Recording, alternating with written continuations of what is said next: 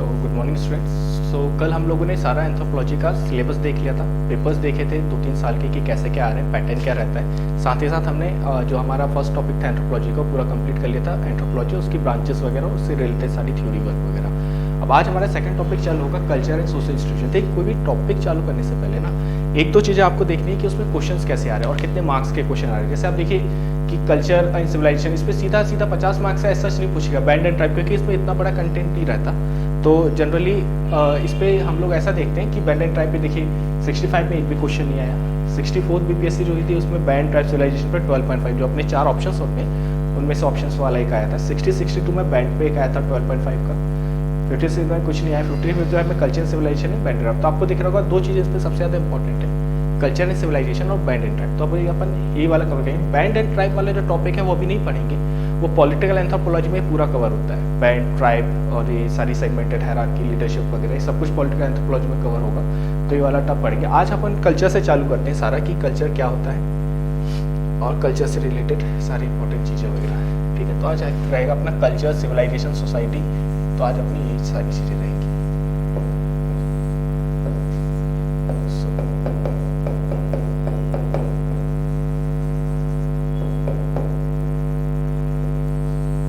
आज अपने रहेगा सर कल्चर एंड सिविलाइजेशन। तो कल्चर क्या है और सिविलाइजेशन क्या है। तो पहले मैं डिक्टेट करते जाता हूँ, फिर उसका जो भी रहेगा पूरा आपको समझाते जाता हूँ। पहले लेकिन एक बार समझ लीजिए कि कल्चर है क्या। देखिए कल्चर जो है ना बेसिकली हमारा वे ऑफ लाइफ है। हर एक सोसाइटी में डिफरेंट ग्रुप्स होते हैं, सबका अलग अलग कल्चर होता है। जैसे हम बोलते हैं इंडियन कल्चर अलग है, वेस्टर्न कल्चर अलग है। तो कल्चर है क्या। तो कल्चर बेसिकली जो सारी चीज़ें होती है ना, जैसे कि हैबिट्स, हमारी वैल्यूज़, हमारी कस्टम्स, हमारा ट्रेडिशन, इन सब का सम टोटल कल्चर हो जाता है। तो हम कल्चर को कैसे डिफाइन करते हैं कि वे ऑफ लाइफ। देखिए जो इंपॉर्टेंट चीज़ें सब बोलते हैं उन्हें कुछ की टर्म्स हैं, आप लिखते जाइए। जैसे वे ऑफ लाइफ हुआ तो कल्चर वे ऑफ लाइफ ऐसा। तो बाकी अपन वैसे डिक्टेट करेंगे उसमें सब कुछ आ जाएगा, लेकिन फिर भी एक बार समझने के लिए। तो ये होता है हमारा सारा कल्चर। तो कल्चर वगैरह इसमें सारे क्लासिकल इवोल्यूशनिस्ट वगैरह इसमें मेन स्कॉलर्स के नाम आएंगे। टाइलर, बेलिनोस्की, सब ने अपनी अपनी डेफिनेशन दी है। सिर्फ कल्चर अलग अलग फॉर्म में, material expect of culture, non material, symbolic expect of culture, सब अभी पढ़ेंगे। पूरा डिक्टेट कराते जाऊंगा, उससे समझाते जाऊंगा। सिमिलरली सिविलाइजेशंस पे उन्होंने बोला है कि कैसे सिविलाइजेशन का हुआ। कल भी आपको ही बताया था सेवेजरी, बार्बरिज्म, सिविलाइजेशन। हर एक सोसाइटी जो होती है तो सोसाइटी धीरे धीरे करके डेवलप होती है। जो हमारी पास्ट सोसाइटीज थी, सिंपल सोसाइटीज, उनको क्या बोला गया, सेवेजरी थी। सेवेजरी के बाद क्या आया, बार्बरिज्म। बार्बरिज्म के बाद क्या आया, सिविलाइजेशन। तो सिविलाइजेशन जो है वो highest level of cultural development जो हो जाता है उसे फिर हम सिविलाइजेशन बोलने लगते हैं। मतलब यहाँ पे आपका फायर, स्क्रिप्ट, ऑर्गेनाइज सोसाइटी हो जाएगी, अर्बन कल्चर हो जाएगा, ये सब सिविलाइजेशन में जाता है।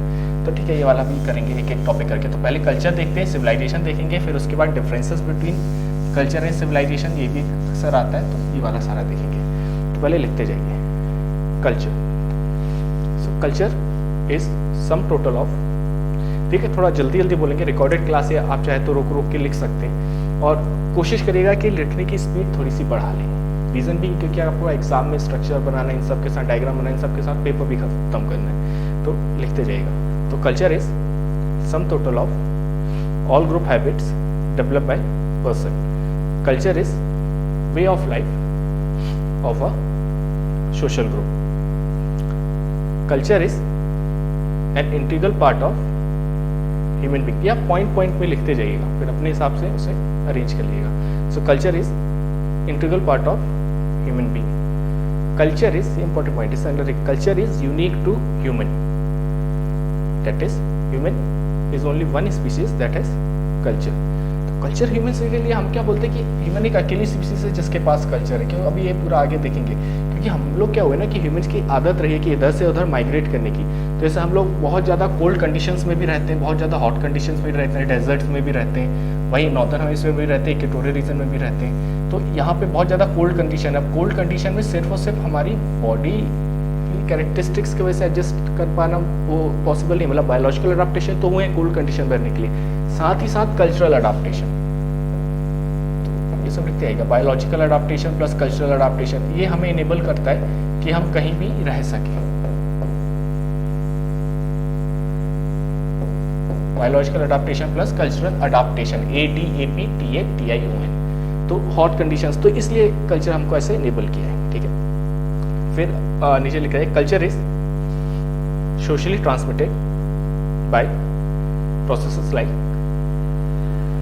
एनकल्चरेशन, ENCULTURATION,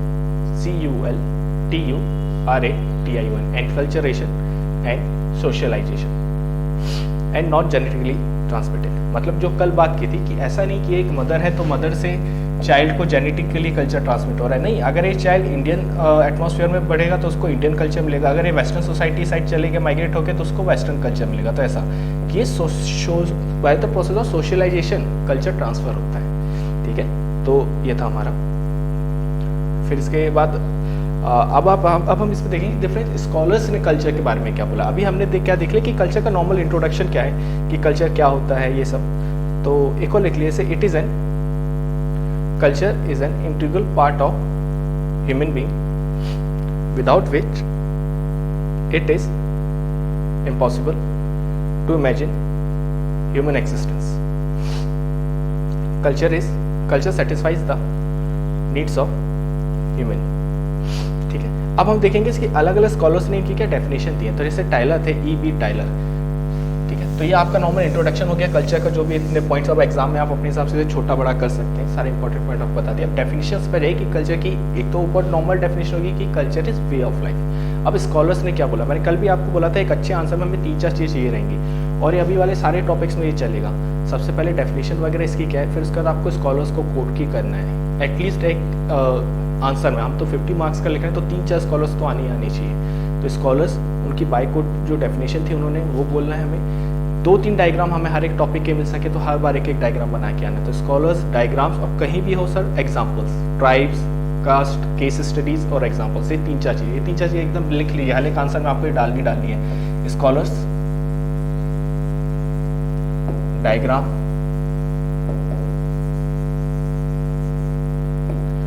और केस स्टडीज, एग्जाम्पल्स जैसे कुछ भी हो, ट्राइबल्स के एग्जाम्पल्स आप डाल सकते हैं। जैसे अभी पढ़ेंगे मैरिज वगैरह, तो कौन सी मैरिज किस ट्राइब में होती है, तो ट्राइब्स के एग्जाम्पल्स डाल सकते हैं आप, और केस स्टडीज। तो ये सब मैं आपको बताते जाऊँगा कहाँ कहाँ केसेस वगैरह आनी है।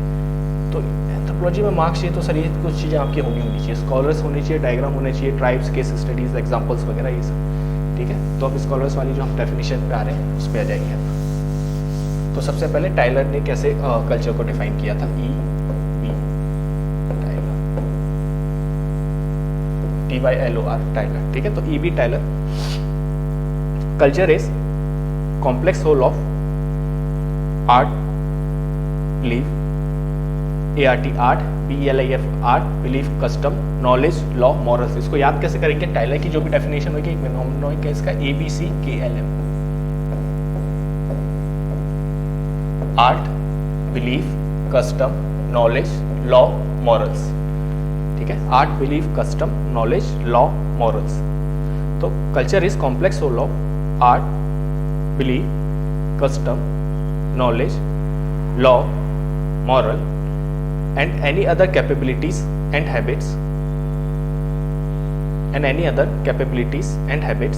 acquired by man by being member of that society. Thus, culture is social heritage which is given by society. ठीक है। तो देखिए टाइलर इसमें क्या बोलना चाह रहा है कि टाइलर बोल रहा है कि कल्चर क्या है, culture is complex whole of art, belief, custom, knowledge, law, moral. मतलब ये basically non material expect of culture को बोलना चाह रहा है। कस्टम, नॉलेज, ये सब तो ये लिखते हैं कीवर्ड है कि टाइलर ने किस पे फोकस किया था, non material expect of culture पे फोकस किया था, और ये इसकी मेन डेफिनेशन रही, ठीक है। और इसमें बुक का नाम लिखिए अगर आपको लिखना हो तो प्रिमिटिव कल्चर, पहली बुक थी जहाँ पे कि कल्चर को डिफाइन किया गया था, PRIMITIV, प्रिमिटिव कल्चर।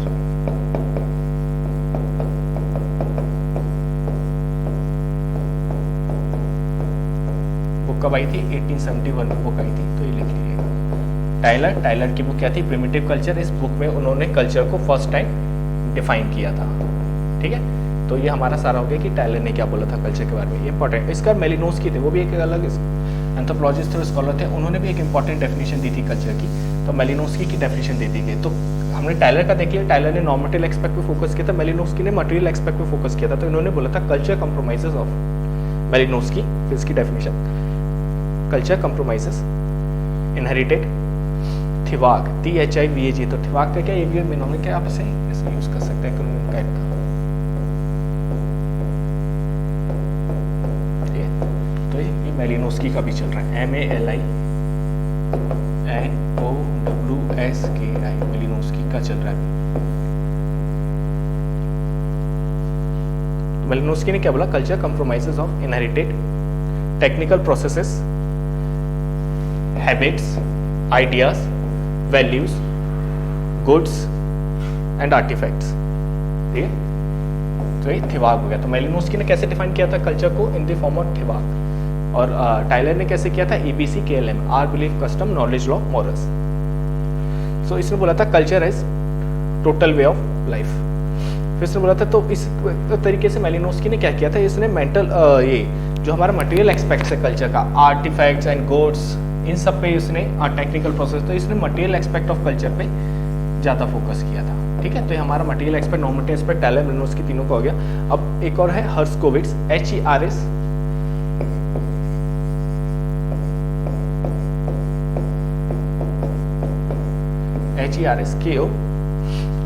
हर्स्कोविट्ज ने कैसे बोला था, उन्होंने बोला था culture is man made part of environment.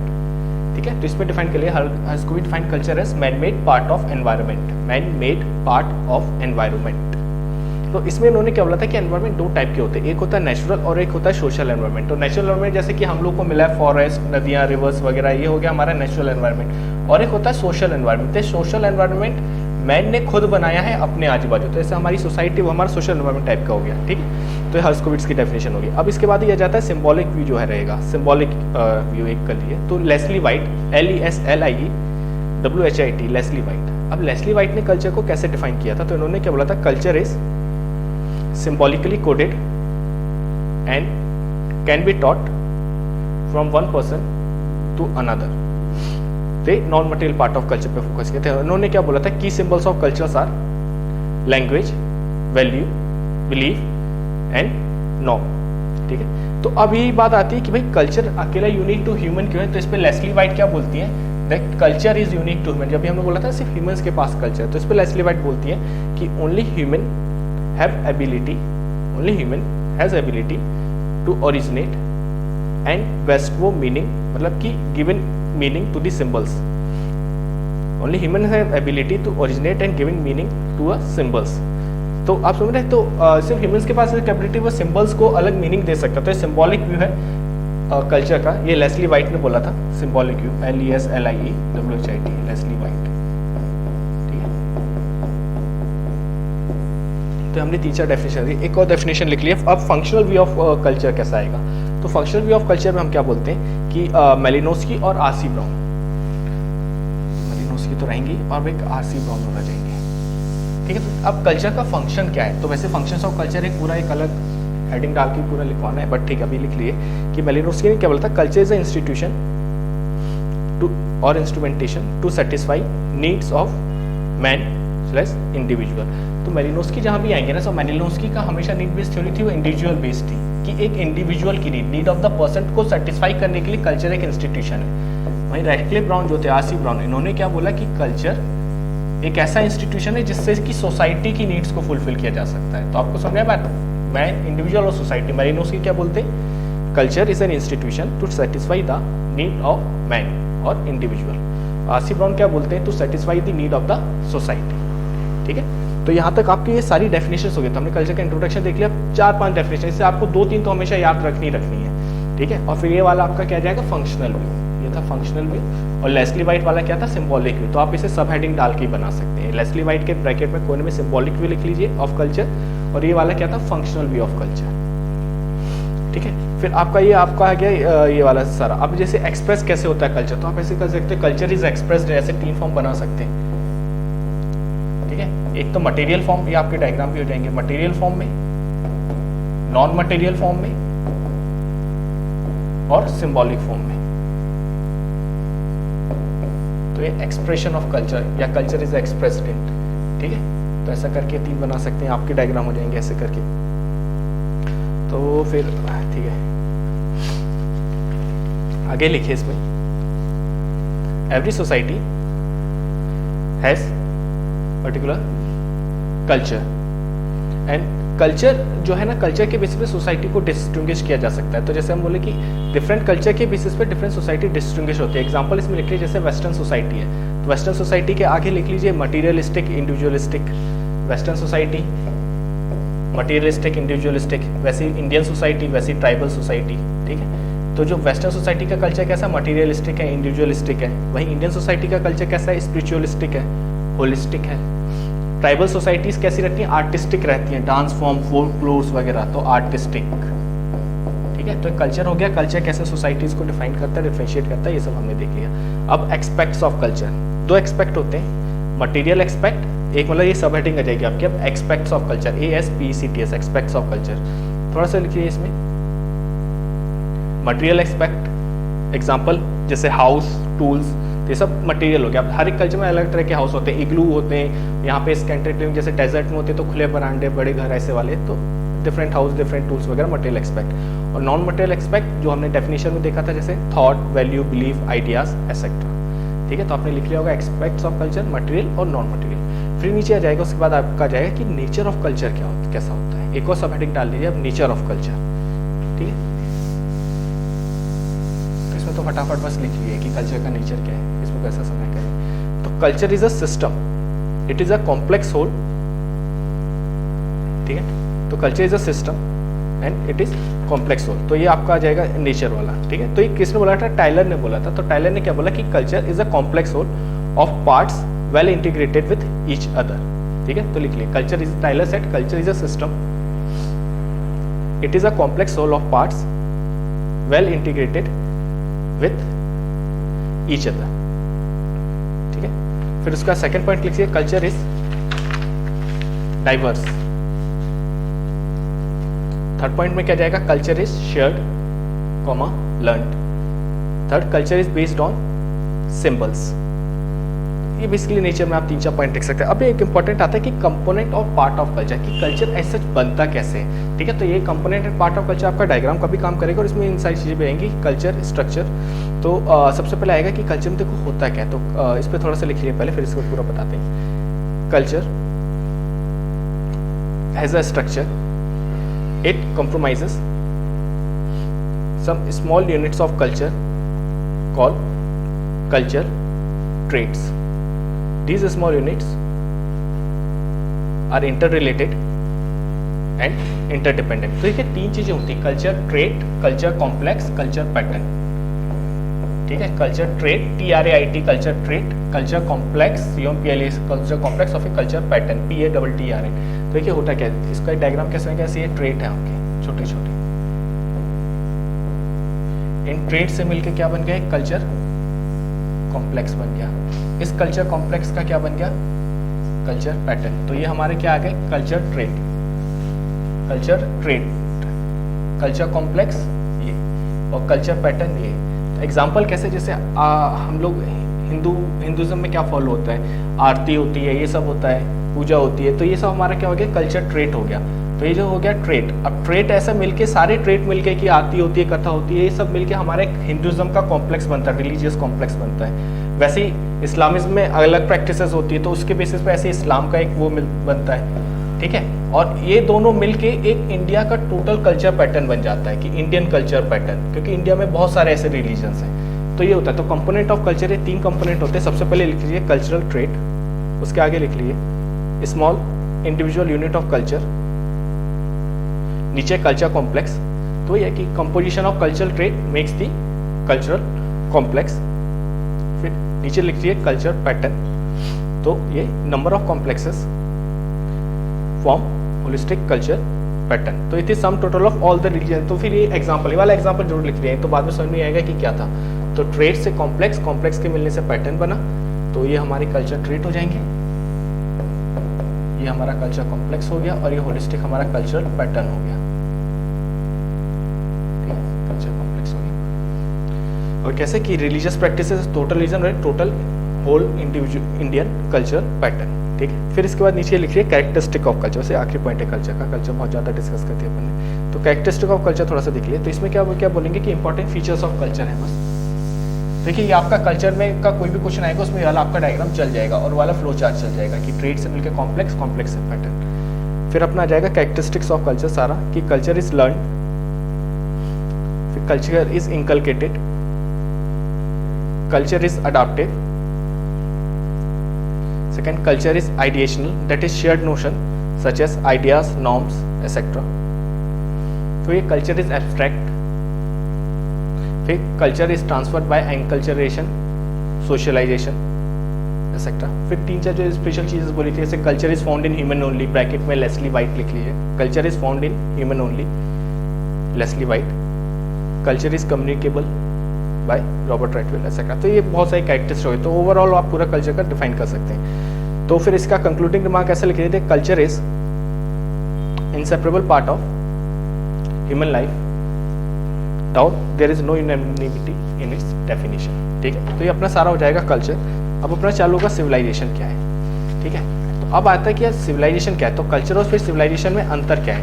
तो पहले जो एंथ्रोपोलॉजिस्ट थे उन्होंने क्या बोला कि कल्चर और सिविलाइजेशन में ऐसा कोई डिफरेंस नहीं है, लेकिन फिर बाद में इसमें डिफरेंस बोला गया। तो इस पर लिख लिए डाइवर्स व्यू, सिविलाइजेशन अब हेडिंग डालिए, नहीं हेडिंग, तो डाइवर्स व्यू। तो सम से culture and civilization are synonymous, but some anthropologist commented that civilization is a part of culture.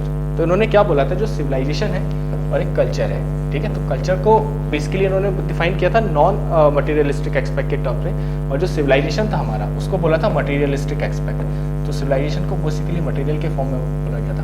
तो अभी हम इसका पूरा डिफरेंस करेंगे तो ये पूरा आएगा, और कल्चर को बोला गया था नॉन मटेरियल जो हमारे फॉर्म्स हैं वो हमने ये बोला था। ठीक है, तो अभी इसमें लिख लिए कि इवोल्यूशनरिस्ट, EVOLUNISTS, जो हमने कल पढ़ा था क्लासिकल इवोल्यूशन वगैरह, तो वही evolutionist like Tylor and Morgan, TYLOR Tylor and MORGN Tylor and Morgan said that civilization is uttermost level of culture। मतलब ये आपको बताया था कि सेवेजरी था सबसे पहले, सेवेजरी से फिर हम लोग डेवलप हुए, फिर आया बार्बरिज्म,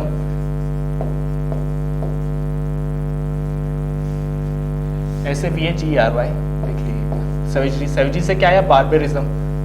ठीक है, और फिर बार्बरिज्म से उसके बाद और जब डेवलप हुए तो क्या है, सिविलाइजेशन। तो सिविलाइजेशन क्या है, अटमोस्ट फॉर्म ऑफ कल्चर है। जब ये सारी चीजें डेवलप हुई उसके बाद सिविलाइजेशन आया। तो ये क्लासिकल इवोल्यूशनिस्ट टाइलर और मॉर्गन ने ऐसा बोला था। अब रॉबर्ट रेडफील्ड का नाम लिख लीजिए, ROBERT, रॉबर्ट, REDFIELD। ये हम लोग डिटेल में पढ़ेंगे जब यूनिवर्सलाइजेशन, पैरोक्लाइजेशन, ट्राइब का कंस्टिट्यूएंट ये सब पढ़ेंगे तब आएगा।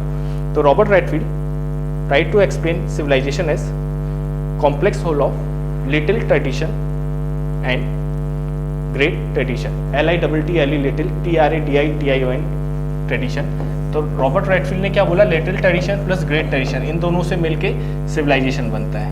ROBERT Robert, REDFIELD Robert Redfield. देखिए स्कॉलर्स के नाम बहुत इंपॉर्टेंट है, एकदम अंडरलाइन करते रहिएगा, ये आंसर में होनी चाहिए अगर आपको मार्क्स चाहिए तो। ठीक है, फिर इसके बाद ये आ जाइए कि अब सिविलाइजेशन है क्या। तो civilization is stage of human socio cultural development and organization which is most advance. देखिए अगर तेज भी बोल रहे हैं तो आप ये रिकॉर्डिंग आप आराम से रोक के लिख सकते हैं, बहुत धीरे धीरे डिक्टेट करने से कोई फायदा नहीं। थोड़ा सा दिमाग को तेज फंक्शन करने के लिए ट्यून करिए। ठीक है, तो हमने देखा कि एक सबसे एडवांस फॉर्म होता है। ठीक है, तो हमने इसमें दो स्कॉलर्स के नाम भी दे दिए आपको, टाइलर, मॉर्गन, और वो एक डायग्राम आपका बन जाएगा कैसे सेवेजरी फिर बार्बरिज्म फिर सिविलाइजेशन आया, उसका रॉबर्ट रेडफील्ड का आ गया। ठीक है, फिर इसके बाद आप ये कर लीजिए कि कैरेक्टरिस्टिक्स ऑफ सिविलाइजेशन क्या है। तो हेडिंग डालिए सब हेडिंग, कैरेक्टरिस्टिक्स ऑफ सिविलाइजेशन। कल भी आपको बताते थे, देखिए सब हेडिंग्स बहुत इंपॉर्टेंट है। सब हेडिंग्स अगर आप डालते हैं तो आपका पूरा आंसर बनते आएगा। ठीक है, तो नेक्स्ट है कैरेक्टरिस्टिक्स ऑफ सिविलाइजेशन। तो सबसे पहले एग्रीकल्चरल सरप्लस, मतलब कि जब सिविलाइजेशन होता है तो इतना डेवलप हो जाता है कि एग्रीकल्चर सरप्लस होता है, खाने पीने की कोई कमी नहीं होती। Concentration of people in an area, फिर पॉपुलेशन सेंटर हो जाता है, ट्रेड सेंटर डेवलप हो जाते हैं, population centre, common trade centre etcetera. फिर institutions are managed by specialist, जैसे मिलिट्री, इकोनॉमी एक्सेट्रा, ये सब। 4th पॉइंट आ जाएगा functional specialization and division of labour, मतलब हर एक कम्युनिटी अलग अलग स्पेशल फंक्शन करने लगेगी। कंस्ट्रक्शन के लिए एक अलग जाएंगे, मेटल वर्क्स अलग कम्युनिटी संभालेगी, तो ऐसा मतलब हर जगह एक एक स्पेशलाइजेशन आ जाएगा। तो functional specialization and division of labour. Ruling class controls means of production, ruling class controls means of production. Next point concentration of wealth and power in fewer hands. ठीक है, फिर next separation of religion and state.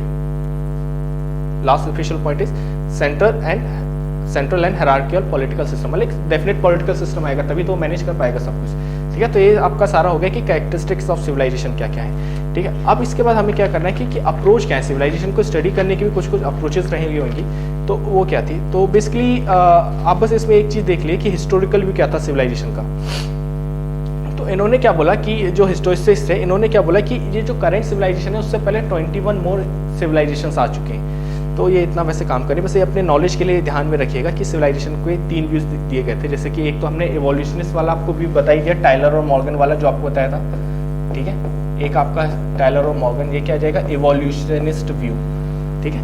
फिर उसके बाद क्या जाएगा आपका historical view. तो हिस्टोरिकल व्यू में बस एक सब हेडिंग डाल के इसमें लिख लिए कि historicist said there are 21 civilizations already been formed before current modern Western civilization.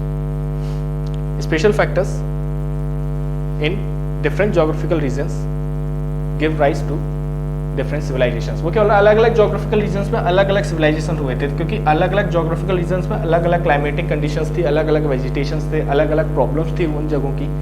उन प्रॉब्लम्स को टैकल करने के लिए अलग अलग सिविलाइजेशन डेवलप हुए। जैसे हमारे इंडस वैली सिविलाइजेशन हो गया था, वहाँ पे मेसोपोटामियन सिविलाइजेशन हो गया था, तो ऐसे टाइप का, ठीक है। फिर इसके बाद अपना हमारा कैरेक्टरिस्टिक हो गया। अब हम मेन इस पे जाएंगे कि अब कल्चर और सिविलाइजेशन में कई बार डिफरेंस आता है, तो हमें डिफरेंस कैसे लिखना है। तो इसमें लिखिए कल्चर वर्सेस सिविलाइजेशन। अब मेन हेडिंग डालिए culture versus civilization according to MacIver, MCIVER। अब मैकीवर ने क्या बोला था, ठीक है। एक साइड कल्चर लिख लिए और एक साइड सिविलाइजेशन लिख लीजिए, कल्चर और सिविलाइजेशन। हम डिफरेंसेस करते चलेंगे, ठीक है। तो इसने क्या बोला था कि मतलब किस एक्सपेक्ट पे पहले डिवाइड किया था, पहले उस चीज को समझ लिए। तो इसने क्या बोला था, there are 2 expect, material non material. तो इन्होंने कल्चर पे क्या बोला था, culture is what we are, मतलब हम लोग जो हैं, मतलब हमारा जो वे ऑफ लिविंग है, what we are is culture, ठीक है। और सिविलाइजेशन उन्होंने क्या बोला था, व्हाट वी हैव। तो हमारे पास जो सेम चीज, तो ये क्या हो गया, नॉन मटेरियल एक्सपेक्ट, और ये क्या हो गया, मटेरियल एक्सपेक्ट। फर्स्ट पॉइंट लिख सकते हैं, it represents material expects of culture, material expects, it is dominated by non material expect. Second, MacIver said culture is what we are, MacIver said civilization is what we have.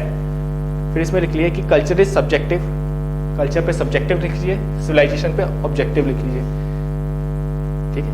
फिर culture is a way of life, 4th point आ जाएगा, culture is a way of life.